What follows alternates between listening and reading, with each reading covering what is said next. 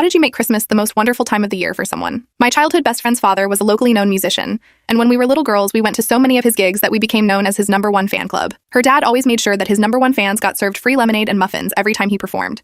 He was also an extremely kind man in general, and because he knew I didn't have a father, he'd sling me onto his shoulders and carry me around so I could feel like I had a dad. He ended up sadly passing away when she was in college, and when he did, he left her his 2 guitars. The 2 of us were devastated, and soon after he passed, my friend fell into a deep depression and got behind on her bills. She knew I played guitar. Her dad inspired me to pick it up.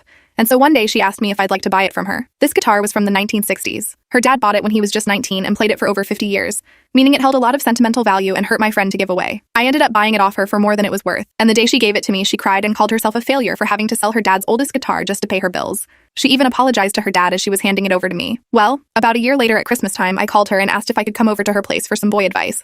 She said sure, and I ended up at her door an hour later. I rang the bell, and when she opened it, I was standing there with a guitar case draped over my shoulder and a red bow on it. She looked at me and said, "What's that?" I looked at her with a cheeky grin. "It's Christmas time, babe. It would be rude to come here without a gift for you." I could tell she was trying to figure out what was in that case, and the second she realized, her eyes started welling up. She started wiping them, saying, "I don't want to cry, I don't want to cry. Screw it, I'm crying." And with that, tears of pure happiness just started flowing out of her. We hugged each other, and when she finally composed herself, I told her I wasn't giving it to her. I was just assigning her with exclusive permanent guardianship of it, and told her I still had the right to play it whenever I wanted. She laughed at me, brought it inside, and we went out to lunch. Requested Reds here. Happy Christmas, everyone, and enjoy the holidays.